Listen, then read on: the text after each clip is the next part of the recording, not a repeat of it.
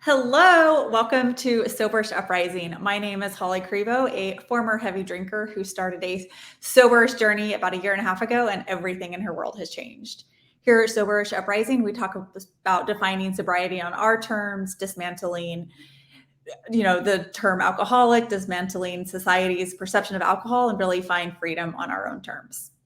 And in that realm, I am so excited to have Staci with me today. Hi, Staci. Hi, how are you? Good. It's so good to see you. And curly girls unite.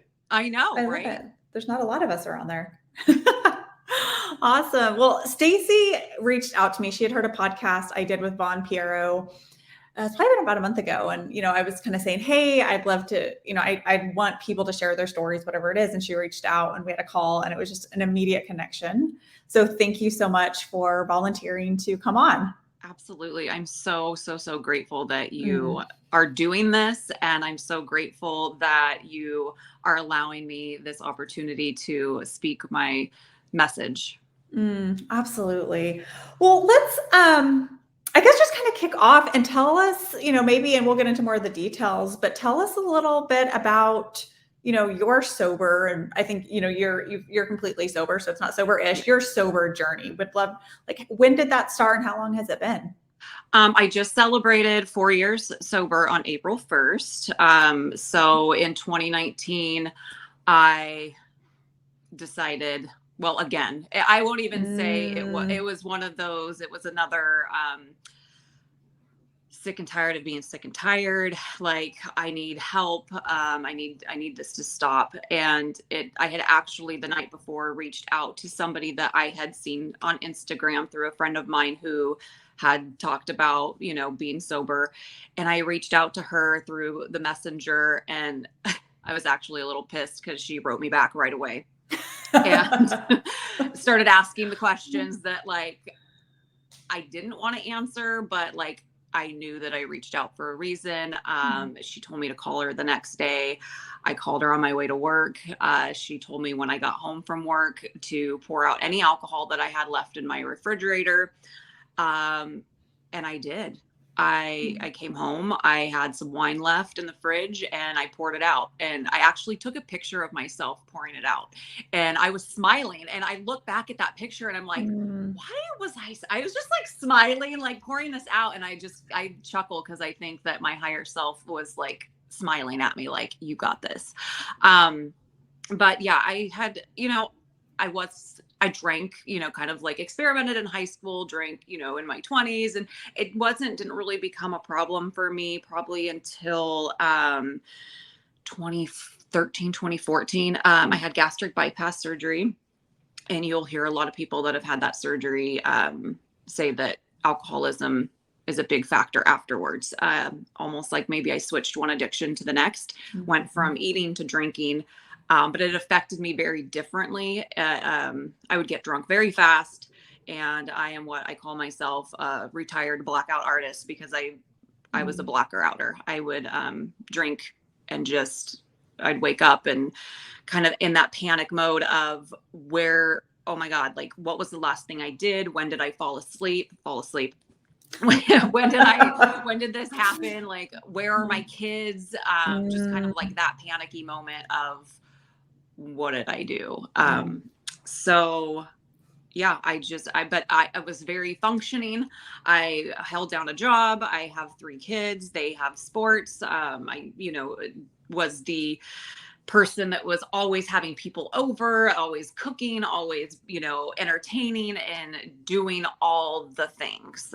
So when I decided that I was going to really, give it a try, because we try so many times. You have those moments where you're like, okay, this is probably a problem. Okay, you make those bargains with yourself. I'm only going to drink on the weekends. I'm only going to have, 1 bottle of wine. I'll drink and then have water and then drink and then, all of the things, I had tried, I had done. And it just got to that point where it was I just can't have anything for me. That was what it looked like. Oh my gosh, there's so much goodness in that. Those negotiations, and I love that you said that, you decided again, right? And I think sometimes, even when I kind of quit, I'm curious if people are like, that came out of nowhere. And I'm like, come on.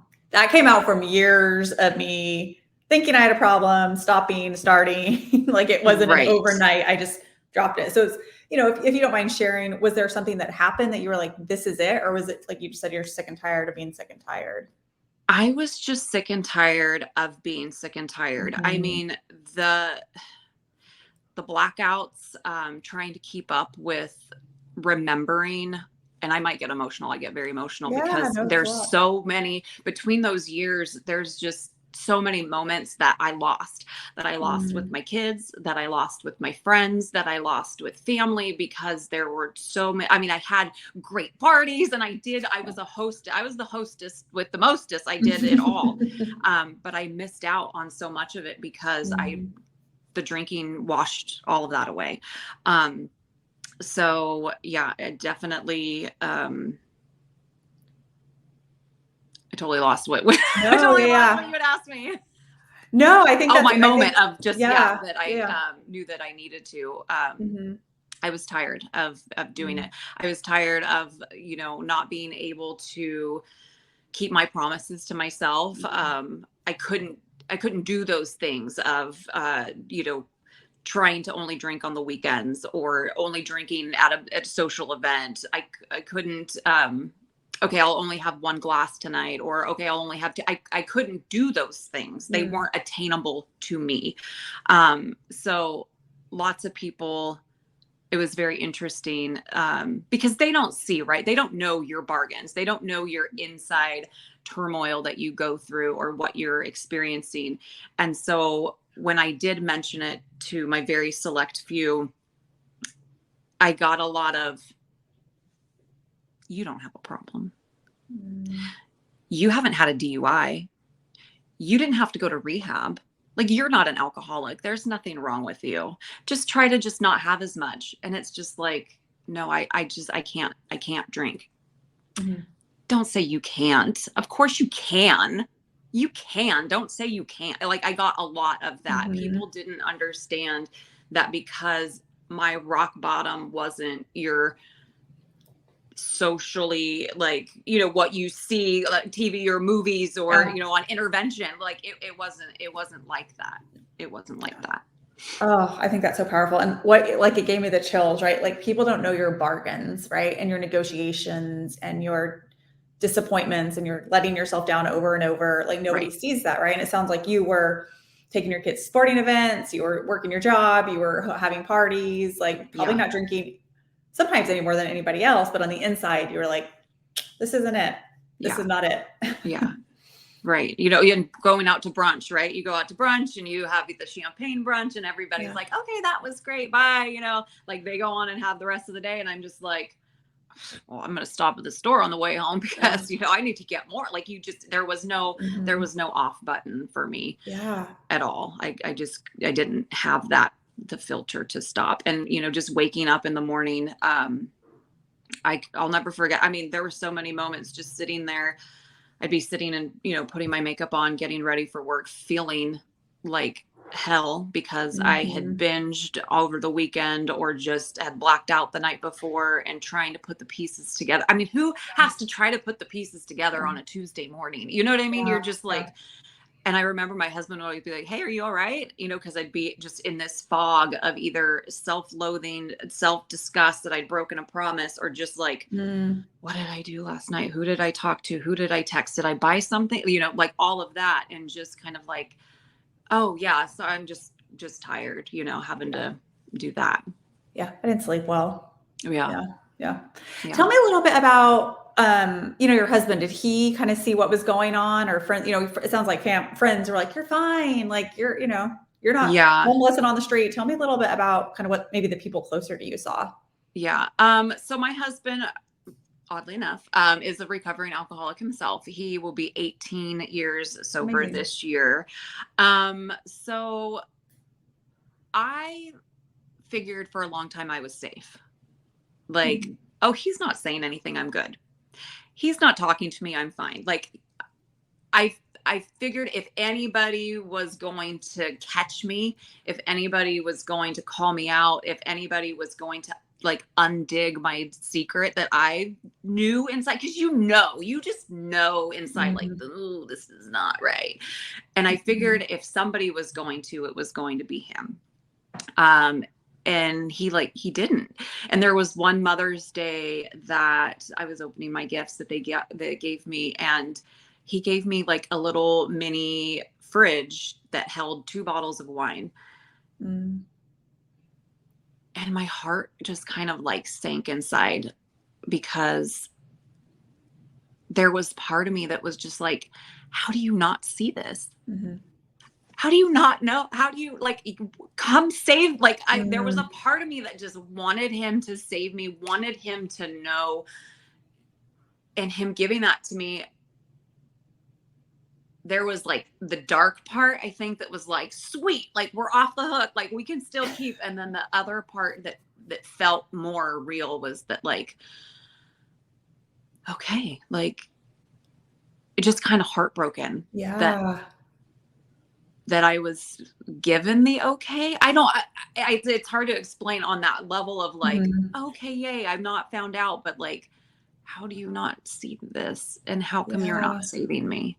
Yeah, like I'm not at the place I can save myself right now. So can you please save me? Can you be strong enough to pull me out? Like, Yeah.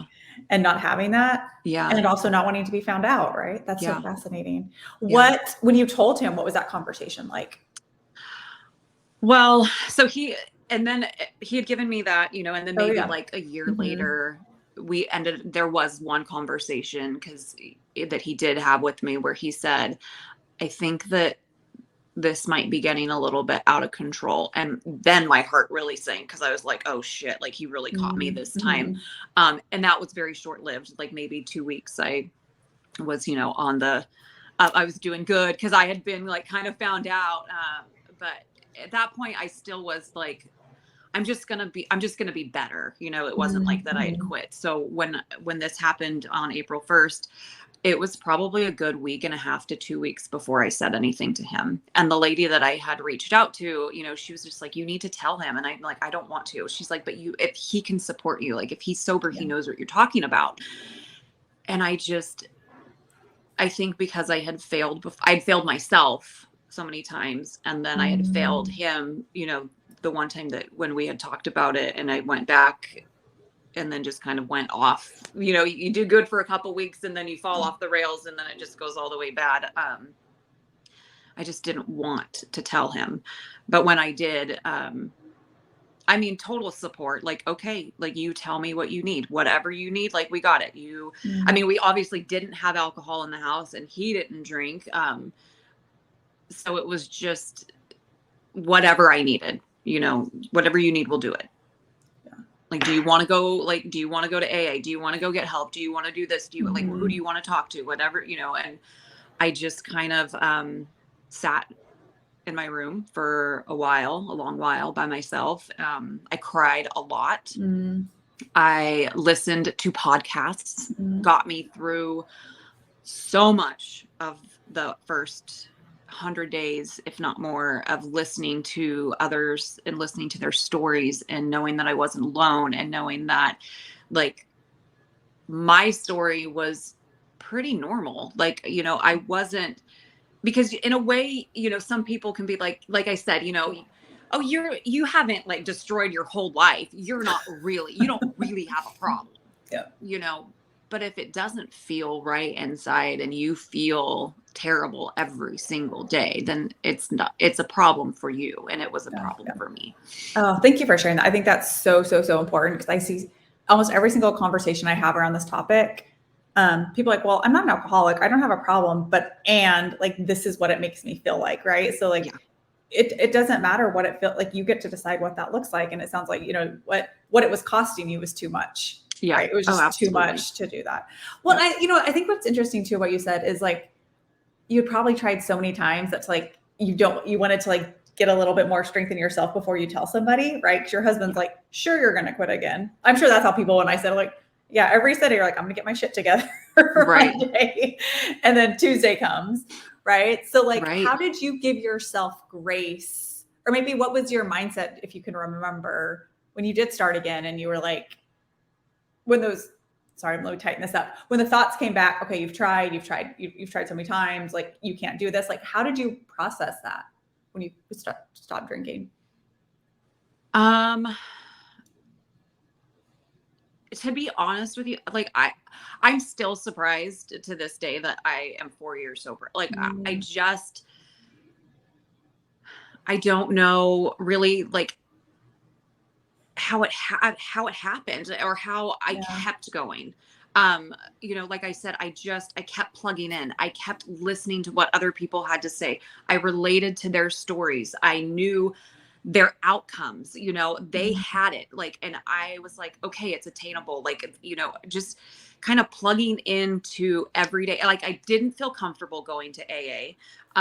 And some people do, and that's great. I am not in no way knocking it. I mean, I did end up going, and I was probably at that point 10 months sober. So I had some sobriety time under my belt, 10 months. I mean, that's great. And I went a couple of times, but,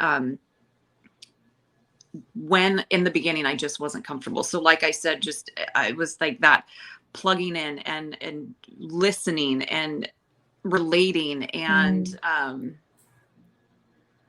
just kind of knowing that like I wasn't alone and it was like that mindset just kind of like kept on a repeat, whether it was seeing memes or people's posts or things like that, following them and just kind of really paying attention to the things that they were saying. And then, slowly you just kind of days become a little bit better, right? Your sleep kicks in, and I'll never forget the first time. So the sober first time laying in bed and really realizing that I was falling asleep on my body's terms. And I was like, holy shit, that feels so good. Yeah. Because there were so many nights where like my body would just crash and I didn't know. So that was like lovely, right? And just kind of watching a movie for the first time with my family and not passing out, but like being awake through the whole thing. Those were the little things that were so big for me. Oh, those little wins that you're like, oh, sleep feels good. Oh, to wake up and not have any regrets. Oh, to go to dinner and have a sparkling water. And like, that's, I love that. Those like kind of plugging in, getting support where you could, power of community, of sharing stories, and just like celebrating those little wins that we know are the big wins. Yeah, absolutely. And I mean, all of my friends, my family, everyone was super supportive, because my biggest thing was, because people ask, well, what can I do for you? Or how can I, don't exclude me. That was my only thing. Do not exclude me. Yeah. If you guys are going somewhere or doing something and there's alcohol around, do not invite me because of it. That will be my choice to come. That will be my choice to show up, how long I stay, what I do. Just don't leave me out. That was like my biggest fear. I did not want to be left out of things, of events, because when I got sober, yes, I was terrified. I was scared. You go through oh my God, but I want to go to Italy someday, and I want to drink wine and eat pasta. And I want to go, I always wanted to go to an all-inclusive resort because, you could drink however much you want. And I'm like, I'll never get to do these things.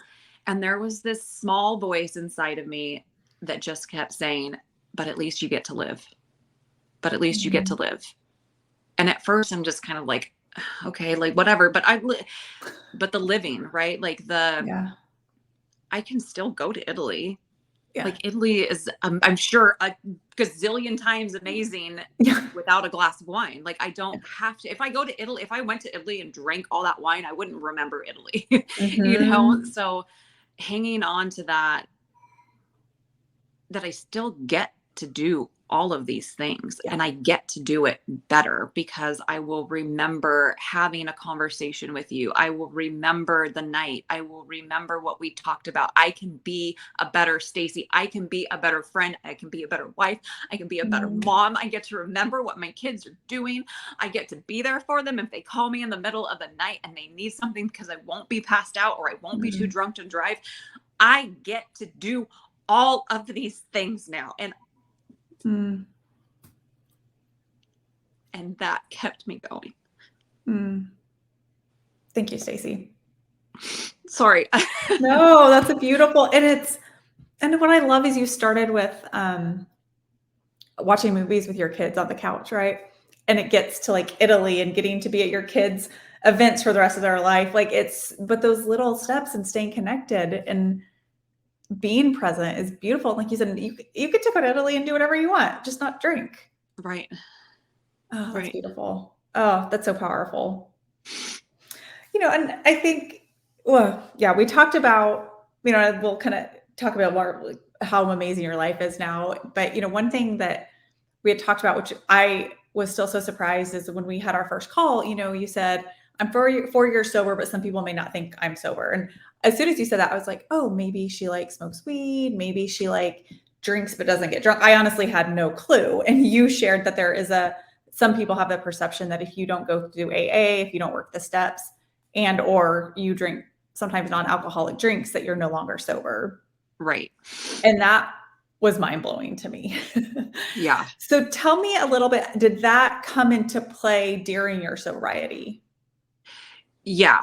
So, I mean, I have, in my family, long lines of, alcoholics, and my husband as well. And so I've kind of been around or in the world or knowing of AA, and I've always kind of known the concept of it. But yeah, I've had, a couple of friends. Great. I mean, again, I would no way knock AA. I think it's wonderful. I think it's helped millions of people.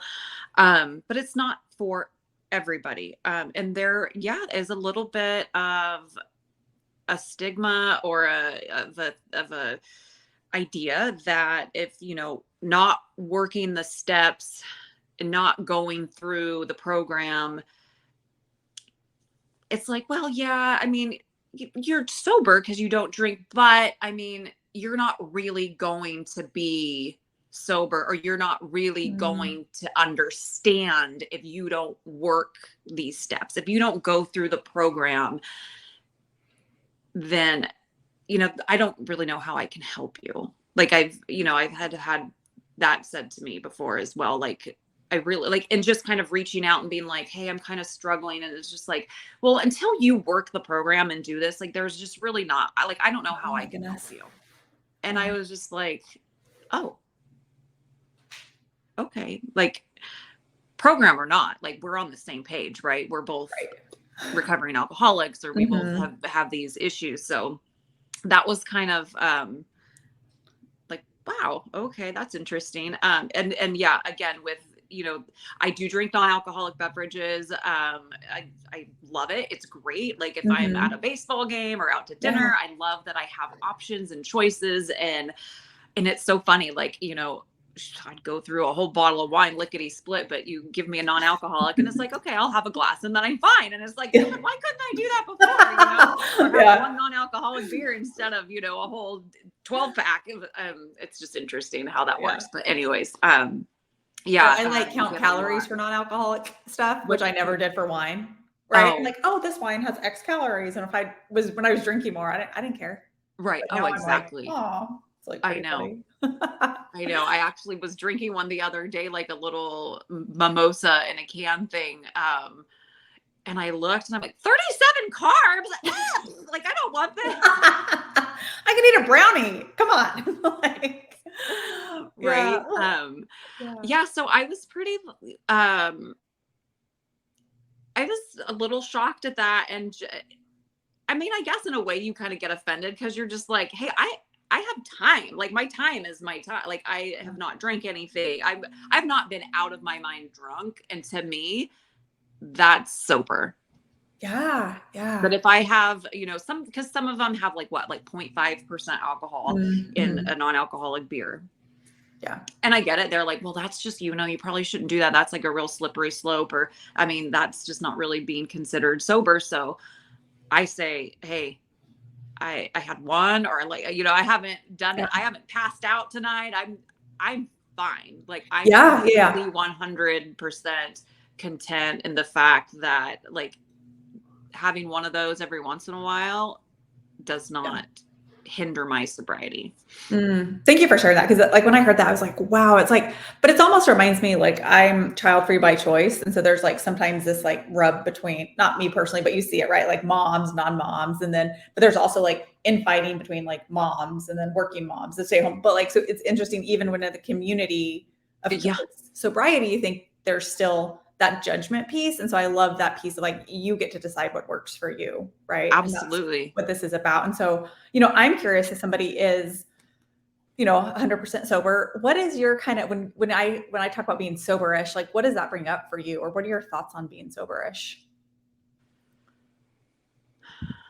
I mean, I guess I don't, yeah. What is sober? Like what your idea of sober is? Somebody would think that I'm soberish maybe because I haven't worked the Right. steps or I drink non-alcoholic beverages. They might think that I'm Mm, soberish, and your soberish is, that you, I think, have like a glass or so every so often. yeah. And thank you for that's something I'm kind of working on too as I do this. You're like, what does it mean? I've gone like, it's the longest I've ever gone on drinking, like 116 days. Uh-huh. I'm not sure when I'll have my next glass. Between then, it's kind of just really being intentional Yeah. around that, and knowing when I'm doing it to numb, if I'm doing it for a reason that's not of just almost like self-care, right? If it's something I have a glass and it's in a setting where it's wonderful and that's one. But I think I've even struggled with not wanting to do a disservice for people like you who have like dedicated all their, who are totally sober, like not comparing them, but then also opening up a space for people who are in this gray area. You're like, I don't think I can quit, but like, I know I need to do something. Yeah. Right. Like it's okay to not, because sometimes being totally sober may be just too far for somebody to go. But like this space, like, okay, but let's be intentional. Let's like clear it out of our body and see how we feel. Right. Right. Let's just not fall into the trap that we have to have booze at every single thing we go to. Absolutely. And that's such a big thing too, is not having to have it at every Mm-hmm. single event or every single gathering.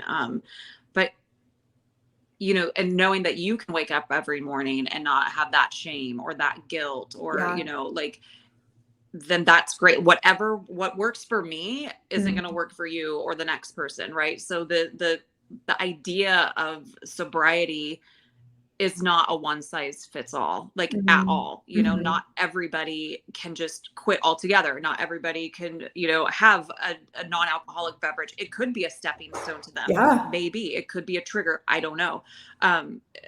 Not everybody can go to AA and just and sit in the Mm-hmm. like and do their steps or do all of that. It has to be what works for you. And at the end of the day, you feel good about yourself. You feel good about Mm-hmm. your life. You're doing what's right for you. I mean, as Yeah. long as somebody is happy within, because the turmoil and the Mm, guilt and the shame that somebody that drinks unhealthily it's not good.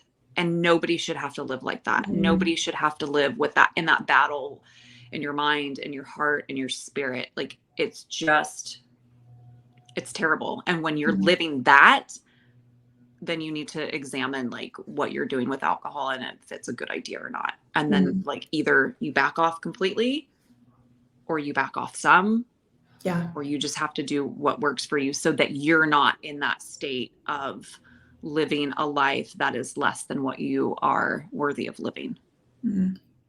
That's like the mic drop right there. That's like the well, and I love that you said that too, right? Because it's that knowing inside. Like I never had a knowing that I needed to quit like eating I say this like fried food or like quit cigarette. You know what I mean? Like, but I had a knowing every time I did this activity, right? And Yeah. honoring that. And so I think if you are listening to maybe, it doesn't feel as extreme as what we're talking about, but even if there is just that inner knowing of like, this doesn't feel great. I'm sick of waking up. My anxiety is really bad. Like Right. I have no patience. I don't have the energy. Like just take that moment to be like, is alcohol playing a piece in that? Right. And also like, it's interesting, the gastric bypass stat, right? Because it may not be alcohol. It may be something else, or it may go from alcohol to food, to over exercising, to spending. Yeah. So I think, thank you for kind of bringing that up too. Yeah, for sure. My husband, I joke with him all the time because once he when he quit drinking, he started reading. And I'm like, you have like an addiction to reading. Like you read like all like books, and like he read constantly when he quit drinking. And I mean, it's calmed down a little bit, but he does always have a book. It was like his comfort, you know. I love So that. people That's just a good one to swap out for. I know, just like right? ate a lot of. I just like ate a lot of desserts. Right? Oh yeah. Well, tell me, like, what is life like now sober? Like, tell me what's different for you? Well, I mean, I'm not gonna lie, because that's just not who I am. It was pretty fucking rough in the beginning. Like Mm-hmm. people would, oh my God, I bet you feel so good. And I'm just like, no, I don't. Like I did it, and that's okay. Like if Yeah. you have tried it and you're just like, I don't see what's so great about it, because that was me. I was angry. Mm-hmm. I was so upset that I let this happen, and I'm like, I don't see what's so great about this. Like, where's the rainbows and the butterflies and the da da da. Mm-hmm. But it comes in moments, like I said, like feeling your first sleep, where you're like, that's my body going to sleep, or watching a movie and being like so proud of yourself that like, I didn't pass out during this movie and I watched the whole entire thing. And like, you know, little things like that, they add up and they create such great moments that you build on. But in that first year, I look back and I'm like, God, 2019 was such a great year. You know, it was April 1st when I quit. But like, my life just kind of like unfolded. My husband I had always been into acting, and he had texted me one day. He's like, hey, the local like theater, they're having auditions, you know, and adults can join. And I thought, okay, like, well, I'll go. And I was nervous because I was just like, oh my God, where's like my liquid courage? Like, I'm just doing this sober. Like, oh my, okay. But I did it, and I got casted, and I was in a play over the summer. And then I was like in another play that fall.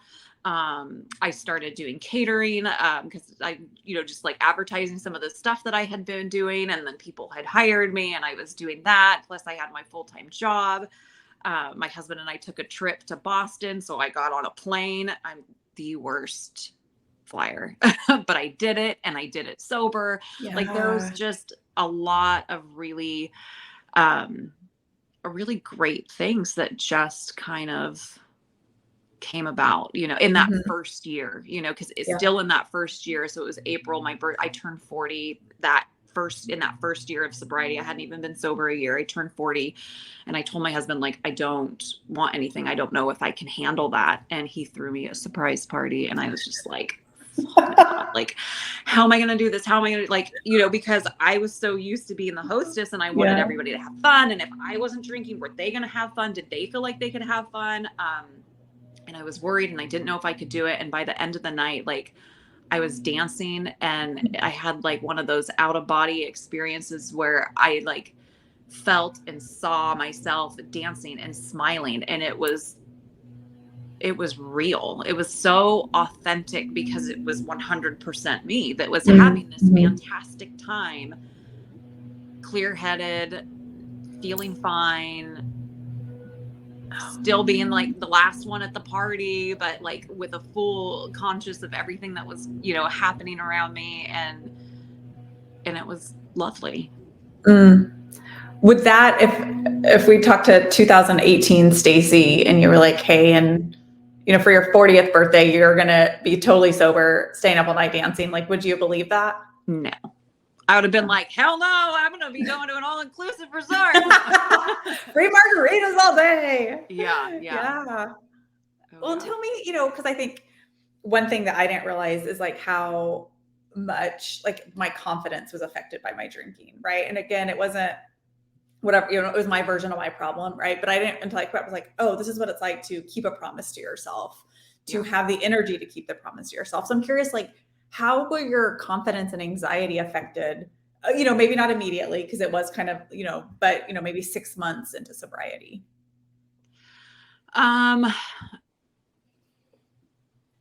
Just that fog, you know, that fog that binge drinking or over excessive drinking like puts on you, you know, it was gone. And so waking up in the morning or going through the day and just not having that sit on you was a big deal. Like, you know, just kind of knowing having, and there's a control aspect, right? Like, okay, I have control. Like, I have control of this day now. Like, I can do this. And because I had control yesterday and I'm going to have control today. But just, yeah, with that fog being gone and not hanging over you, really was able to just kind of give me that confidence that like a clear head would give you, right? You just can focus better. You can see things, you get a better night's sleep because you're sleeping better. You're not like, I would call it my witching hour. I'd wake up every night at like 3 o'clock in the morning, right? With anxiety and just like, oh my gosh. So, that was gone. So I was more conscious of food that I was eating because, when you're drinking, you just eat like crap too, and all of that snowballs into wanting to do better for yourself, right? Because you feel good, then you want to eat good, then you want to walk and move or exercise and, do all these really good things. And you start feeling and like sensing yourself with a true happiness, inside and completing things. Like if I was drinking, I would never have been able to make it to all those rehearsals of that play. Like, because your main focus and your main goal is to go home and get drunk. Like, or like if I was able to pound a few before practice or before going to rehearsal, then all you want to do is get home and pound more because your buzz is wearing off, or you have to sneak some in your purse and like, do it then. So just that confidence of being able to accomplish stuff was big. I wasn't bound. I wasn't when they talk about alcohol and being chained and all that, it's true. I was about 300 days sober. I remember we went for a little day trip to San Francisco and it was the best day because I wasn't doing it to just go through the motions. Like I didn't have to pack any alcohol in my purse. I didn't have to make everybody like at lunchtime. I didn't care where we ate. It didn't have to have a bar, right? Because before that it'd be like, well, wherever we eat, like they need to have drinks. And then I would want to sit there for forever. Right. And make 3 boys and my husband like sit there so that I can try to, pound a few. And then it's like, okay, well, let's hurry up and get home. Like I don't want to sit in traffic because there is that anxiety of I need to hurry up because I don't know when I'm going to get another drink in.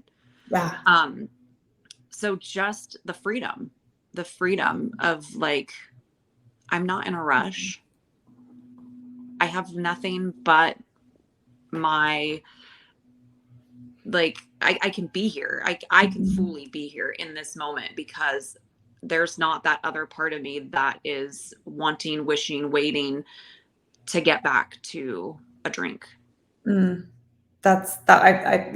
That's that freedom, that not rushed, that not like low level simmer of like, when's it coming? When's it coming? When's it coming? And then I love what you said too, is like, at the end of the day, it's wanting better for yourself, whatever that looks like. Yeah. Like it is wanting better for yourself. I mean, I could talk to you for hours. But as we kind of wrap up, I'm curious, as somebody who has been on the other side, and I love your openness about it wasn't all sunshine and rainbows, right? And it doesn't mean stuff still doesn't come up and you probably still, things you're working through. But, if somebody's listening and maybe your story resonates, what's maybe 1 or 2 things you would want to share with somebody listening? Oh, I love you. You can do this. I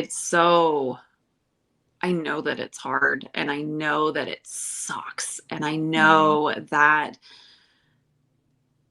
it can feel lonely and you can feel isolated, but your life doesn't stop. You get to live and you get to experience things and you get to do it so much better than you have been doing it.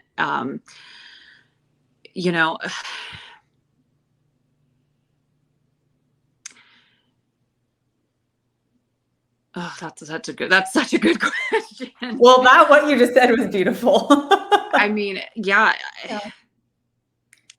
There's just so much more, there's so much more to life and there's so much more to experiences than, having alcohol included into it that, and you'll find that out and everybody will find it out in their in their own way. And if you have started and you've stopped and you've started and stopped and done this, keep going. It's all a part of your story. It's all a part of your journey. It's all your sobriety path. Like, the best thing about sharing is that it does reach people. And I've experienced that. And that was so powerful to have people contact me and be like, wow, I really resonated with your story. And it's allowed me to look at my own, relationship with alcohol. And I either like have to stop or need to make a change or need to do this. And that was wonderful. And one of my good friends, like, she would message me and be like, okay, I got like 5 days. And then it'd be, I wouldn't hear from her. Okay, I started again. Okay. And we went through this for a really long time. And I just kept telling her, it's okay. Like, this is your story. Don't worry about it. You're going to get back up. You will keep going. I know you will. And like, I think right now she, has like well over 100 days. It's like, this is the longest you've gone. Yeah. And it's like, yes, of course, because that was all you needed to do. So you may go through those motions, but it's all your story. And you'll get there. You'll get wherever you need to be, because life is going to happen for you. That's beautiful. Thank you for sharing that. Like, that's part of your story. Let's not judge it. We're not mean to ourselves. We don't berate ourselves. We pick up and start again and figure out, I love it. Wanting better for yourself. Absolutely. Staci, you are a joy. Thank you. Thank you for sharing your story. I know it's going to touch people. Thank you for sharing so powerfully and vulnerably and opening up the space and giving permission in your own way for, people to say, hey, for those people to say, this isn't right. Like, well, then go do something, like go experiment and see what life can be out like on the other side. Yeah, absolutely. Well, thank you. You're welcome. Thank you everybody for joining us today. Would love to hear what you think. You can message Staci or I. Staci, how do people find you if they want to find you on any of the social medias? Oh, I'm on Instagram and Facebook. I think my Instagram account is like SML Bennett. I think so. Yeah. I'll tag that in the notes, but Staci does a lot of fun content out there. And would love a review, would love for you to share this with anybody who may be interested about, redefining their relationship with alcohol and finding some freedom so they can live the life they deserve. So thank you again for tuning in, and remember, everything you want is on the other side of saying no to that drink. Have a great day.